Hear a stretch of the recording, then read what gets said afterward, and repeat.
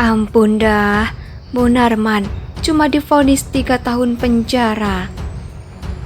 Ketika Munarman diseret dari rumahnya dan diketahui berbagai macam fakta bahwa Munarman cukup berbahaya bagi negara ini, banyak yang mengharapkan hukum di negara ini menghukum Munarman dengan hukuman mati. Tapi yang terjadi kemudian adalah Munarman dituntut 8 tahun penjara. Munarman diyakini jaksa melakukan pemufakatan jahat untuk melakukan tindak pidana terorisme. Menuntut supaya majelis hakim yang memeriksa dan mengadili perkara ini memutuskan menyatakan terdakwa Munarman telah terbukti secara sah dan meyakinkan bersalah melakukan tindak pidana terorisme sebagaimana dakwaan kedua, kata jaksa saat membacakan tuntutan. Berdasarkan fakta terungkap bahwa terdakwa tahun 2002 menjadi pengacara MMI dengan tujuan membela Ustadz Abu Bakar Ba'asyir agar MMI tidak ikut terlibat. Saat itu terdakwa sering bertemu Abdul Haris. Sejak saat itu terdakwa mengenal kelompok sepahaman dengan terdakwa antara lain HTI atau Hizbut Tahrir Indonesia, kata jaksa. Tahun 2014, Munarman melakukan baiat di UIN Syarif Hidayatullah di acara faksi.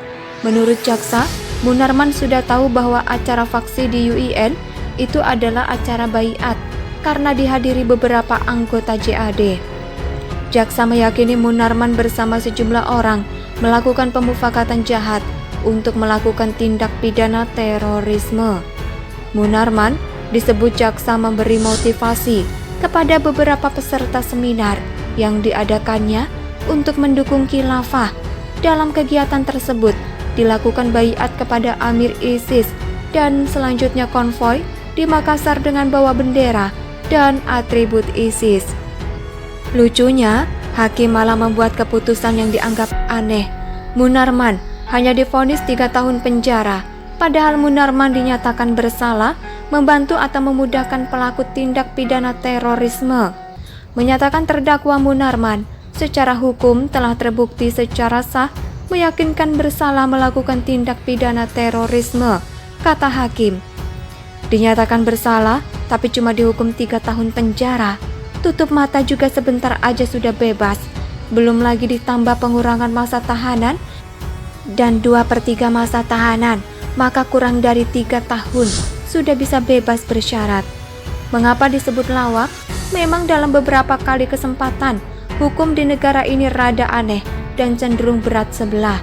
Ahok yang dianggap salah bicara, itu pun divonis di 2 tahun penjara. Sedangkan Munarman, yang sudah pernah dipenjara sebelumnya, terlibat kasus terorisme, melakukan baiat pula, masa cuma 3 tahun. Alangkah lucu sekali hukum di negeri ini. Yang paling lucu adalah seorang ibu-ibu di Sumut yang mengeluarkan pengeras suara masjid yang dirasa terlalu besar, tapi dia dianggap menghina dan terjadilah perusakan belasan kelenteng. Ibu ini divonis 1,5 tahun penjara hanya karena mengeluh doang. Sedangkan pelaku perusakan hanya dihukum sekian bulan penjara. Miris sekali melihat kondisi seperti ini. Tidak jelas apa dasar hakim memberikan vonis 3 tahun seperti ini. Sedangkan komplotan maling ayam saja bisa terancam 7 tahun penjara. Munarman terlibat kasus yang jauh lebih mengerikan, malah cuma dituntut 8 tahun penjara dan divonis cuma 3 tahun penjara. Tampaknya terlibat kasus terorisme atau korupsi jauh lebih mulia ketimbang maling ayam, maling motor, atau menjual kesekian tubuh. Coba deh kalian jadi maling, apalagi orang biasa. Lihat saja tuntutannya gimana. Di situ kalian akan sadar betapa lucunya hukum seperti ini. Memang tidak semua kondisi demikian, tapi alangkah lucunya kalau sampai terjadi. Ada yang maling motor dan divonis setengah hukuman dari yang didapatkan Munarman. Cocok nggak?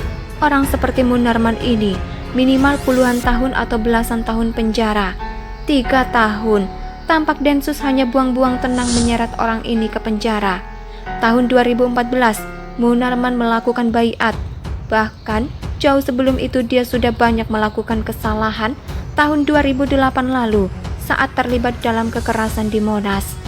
Polisi mungkin bekerja cukup lama untuk menemukan bukti dan memantau gerak-gerik Munarman hingga akhirnya berhasil ditangkap. Tapi semua usaha itu tidak sebanding dengan hukuman yang diterima Munarman.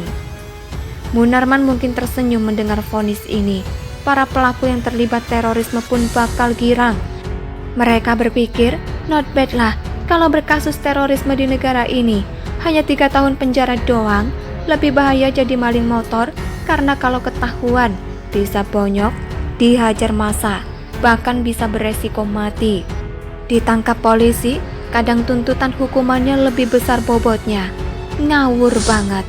Artikel ini ditulis oleh X Hardy di siwar.com. Bagaimana menurut pendapat Anda? Silakan tulis pendapat Anda di kolom komentar.